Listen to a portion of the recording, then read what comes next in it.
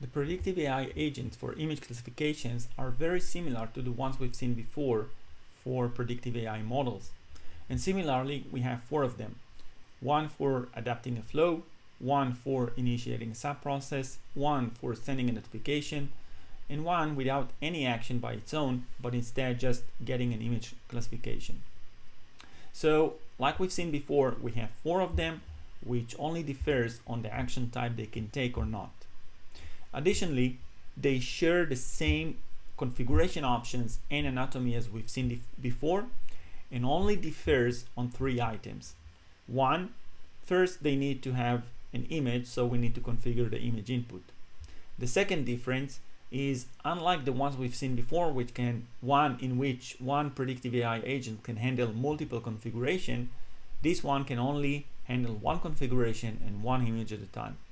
Stay tuned though, because we have bulk image classification coming on very soon. The third difference lays within how they handle the response. Unlike predictive AI models in which the responses are very, very structured and almost standard, with image classification, the response can be very, very different from one model to another, and are highly depend on how the model was trained, how it was developed, what stack it uses, and so on and so forth. So that's the third difference, how they handle the response. Let's now open up the image classification we have in here and review and learn those differences. Let's start with the first difference, how we provide the image input. So eventually the image classification model expects us to provide it with an image so we can classify it, and we can do so by using one of 2 options. Either like I have selected now, get image from source repository, or get an image from URL or base64. So let's start with the one I have already selected. Now this should look and feel quite familiar to you, as it has the same concept and experience as we have in many areas in the product, like file activities, or even files and document repositories, lookups in the forms. We can select any of those file repositories to provide our image from, and I'm currently using SharePoint. I'm going to click on the next, and the next would be the dialog, which is specific to the document repository we have selected previously. I'm using currently SharePoint, so I need to provide a SharePoint access token, and then select the site, and then select the library or list in this site, and then either choose a file path or provide a dynamic file path as I'm currently using. And as you can see, the file path is dynamically concatenated by other variables that I have in my application. And again, this should look very familiar from other places in the product where we are working with document repositories and files. Let's now go back and see the other option. Get an image from a URL or base64. This is quite unique for the predictive AI agent image classifier. In this case, we can either provide a URL for an image like http blah blah blah, and then myimage.jpg or .png and so on and so forth, or it should be a base64 of an actual image. So for a URL, you can just type it, or better yet, for both of the options, we can just drag and drop a variable. I don't have any specific variable for this, but let's take this one as a sample. I'm just going to drag a variable, and during runtime, this variable should either have a value of an image URL or a value of the actual base64 of an image. And that would be used as an input for the image classification model to classify. Clicking on the next will head us to the actual predictive AI agent configuration, where we can immediately see it has the same configuration and anatomy as we've seen for the previous predictive AI agents for predictive AI models.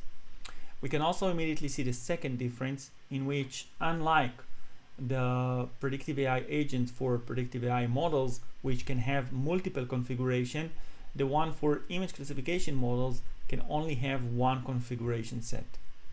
But the Amazon Web Services configuration options is the same. The triggering event configuration options is the same. The request tab has been removed from here because it's the actual image input which we already configured before. So we don't have the request tab, and the response is where we start to see the difference. To store the response, just drag and drop a variable into this store response in this variable, and during runtime it will hold the actual value response, the raw response you get from the image classification model. Later on in the parsing part, we'll see how we can manipulate this response and extract the actual information we are interested in. You can also see that we've added this response template drop down in here. Now, to explain this, as mentioned, image classification model response can be very, very different from each other. It's highly dependent on how the model was trained, how it was developed, what type of stack it uses, and many other factors. But the bottom line is that the response you get from one image classification to another image classification model can be, and typically will be, very, very different. So in response template, we are providing you some common template response structures and format for a given stack. And as we go through, more template will be added in here. But if we take a look, for instance, on SageMaker image classification in a JSON line format, let's now enable this to show the actual template fields. We can see that the payload, the response format would be in this structure. So we get a JSON object which has one property, and the value is basically an array of the different probabilities of the classes this model was trained to classify. Okay, if we go with JSON format for SageMaker image classification, then it's basically we get only an array of the different probabilities for all the classes that this model was trained to classify. So if we look at this response, for instance, we have 0.1 probability for the first class, which is basically 10%, 60% for the second class, 30% for the third class. But we don't really know, looking at this, we don't really know what classes each one represent. Okay, the model developer knows this, and probably the communication of the model explain this and all, but just looking at this, we do not know. For this reason, we have provided the classes in here. So in the classes, you can provide the actual classes this model was trained to classify. And let's assume this model was trained to identify and classify 3 types of animals. So the first is a cat, the second is a dog, and the third one is a frog. Okay, so we can provide this class array, and now we know that if we provided an image for this model and we got this response back, we know that 10% we have a cat in this image, 60% we have a dog in this image, and 30% we have a frog in this image. Okay, so you can use these classes and provide the actual classes, and you can later on use them on the parsing to identify and understand each probability position, what class it represents. Okay, now if your model, the model you are working with, does not have any kind of standard or expected response within the provided template, you can just go with the advanced and provide your actual model response payload. Okay, so the model we are currently using in this predictive AI agent, this is the expected result from him, which we'll review later and explain what it means and how we can parse it. Okay, so that's the response templates. I'm going to hide this now.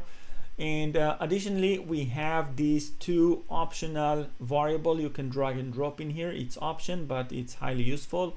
Save inference status in this variable and save inference error message in this variable. Just drag and drop variable to each of them, and the status, it's a boolean type, and it will hold the value of true if the inference executed successfully and we got a response back, and it will hold the value of false in case while running the inference we got some kind of an error or exception, and in that case the error message variable will hold the actual exception message or the error message we got. Okay, so now let's head into the parsing. With parsing, we can create parsing action sequence in order to manipulate and extract the information we are interested from the image classification model response. Image classification model responses can be quite big and complex. Let's assume that we have an image classification model that was trained to classify 1,000 different classes. The typical response from this image would be, at a minimum, an array with 1,000 probabilities for the classes it was trained to classify, but in many cases the response would include much more data than just those probabilities. So parsing and extracting the information from the response is quite essential. Let's have a look on what options do we have. First, just like we've seen with the response, we have the option to drag and drop variables in here and store the status and error message of the parsing into these variables. So during runtime, if all parsing action sequence has been successfully executed, then the parsing status would be true. But if for any of the parsing actions we failed and the skip has not been turned on, which we'll explain in a few minutes, then the complete parsing action sequence will be failed and the parsing status would be false, and the parsing error message would include the actual error message for failing on this parsing action item. On top, we have the parsing action sequence table. We can add as many parsing actions as we need, and they will be executed in sequence, one after the other, by the order from the first to the last. Now, in the table itself, we have the action, which we currently have JSON path, inline function, and regex parsing. Now, though these three are very capable, as we go through and with future updates, more parsing actions options will be added in here.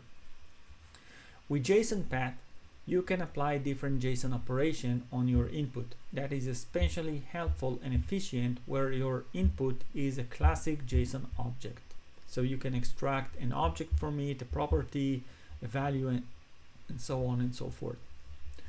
With the inline function, you can apply different string manipulation, date manipulation, math calculations or operations, and so on your input. Now, the inline function is exactly the same experience and capabilities as you're probably familiar from the inline function activity, because it uses the same implementation as the inline function activity. Likewise, with the regex parsing, you can have the same capabilities and experience as you're probably familiar from the regex activity, because it uses the same regex activity implementation. In the input, you can provide the input where you want to apply the action to, and in the result you can provide the actual variable where you want to store the result of this action on this input. Setting will show the actual setting provided for the selected action. So this is a regex, we can see the actual regex pattern applied on this action. And in the skip, we have the option to enable or disable. Now, if enabled and during runtime we failed for any reason to execute this parsing action, and again, this is enabled, then we ignore this failure and move on to the next parsing action item. But if it is not enabled, then at this point, and we failed, then at this point we will fail the complete parsing action sequence, and the parsing status will be set to false, and the parsing error message will store the actual error message we got while trying to execute this parsing action item. Lastly, we have the option to delete or to edit the given parsing item. Now let's dig in and see how we configure this parsing action to extract the actual information we're interested. Now before we do so, let's quickly jump back into our response and review the actual response we are getting from this image classification model. Now just to give you a background, the image classification model we are using is an image classification model that has been trained to identify and classify one of four damages to a car. You can provide him with an image of a car and he will classify this image to one of four damages. This image classification model is actually from the AWS Marketplace. You can see it on this URL. There is the full documentation and explanatory for this image classification model.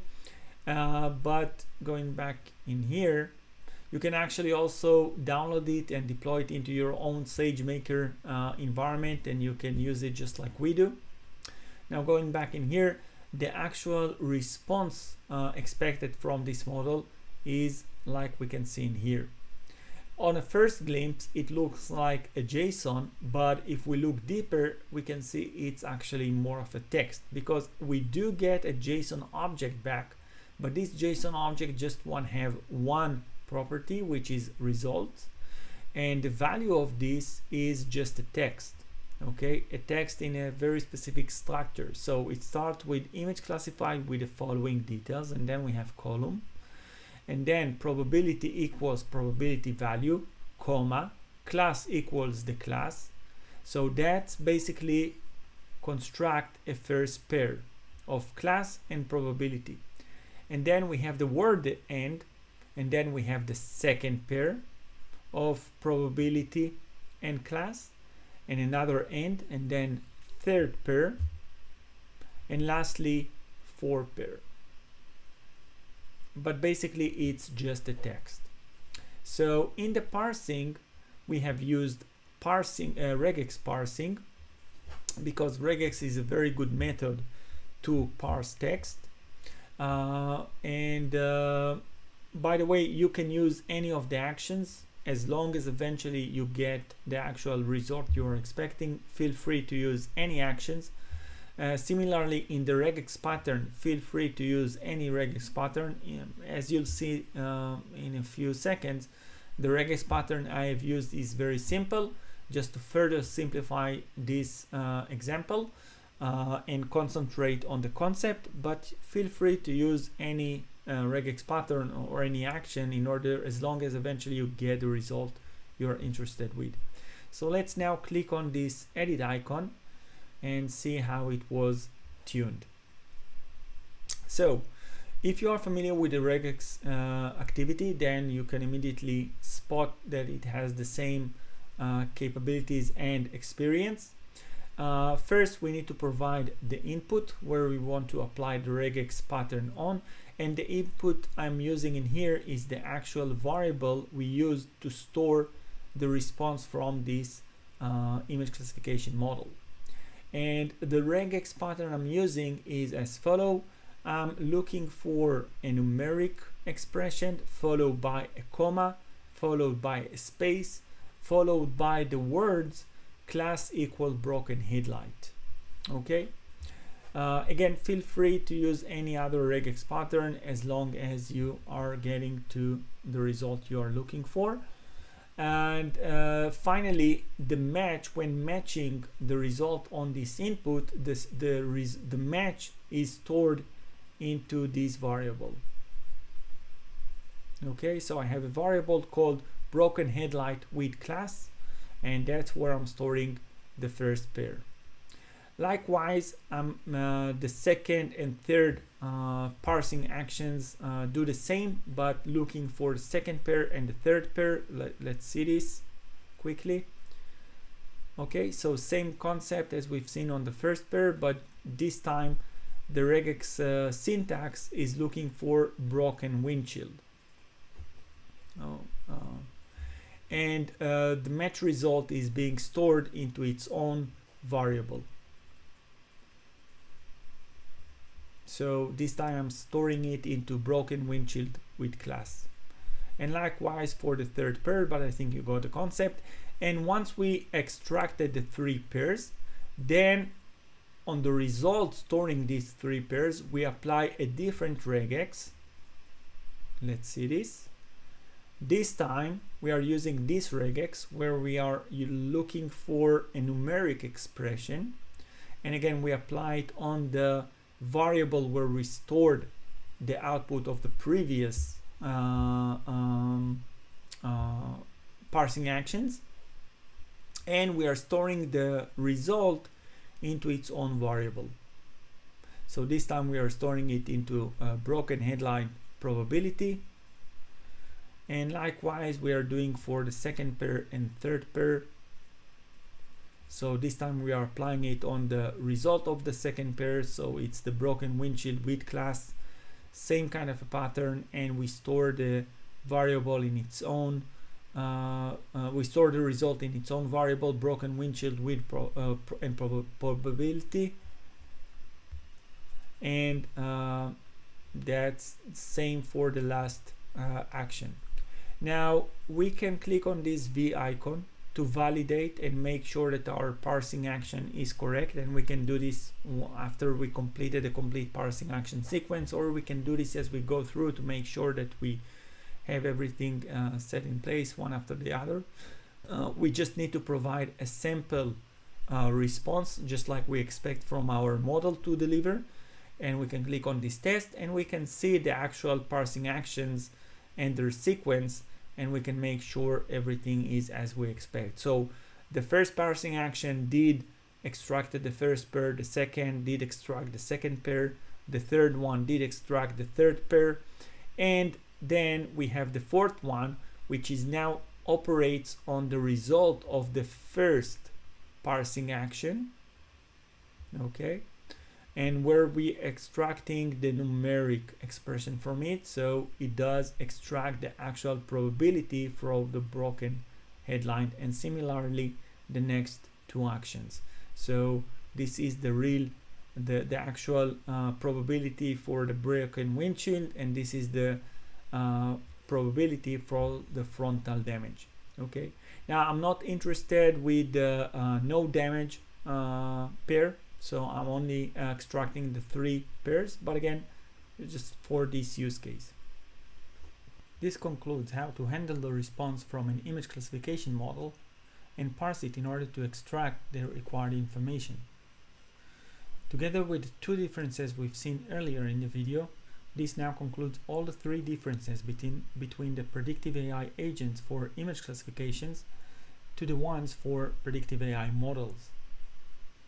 That has been said, let's now move into runtime demo number 2 to demonstrate how predictive AI agents for image classification behave during runtime.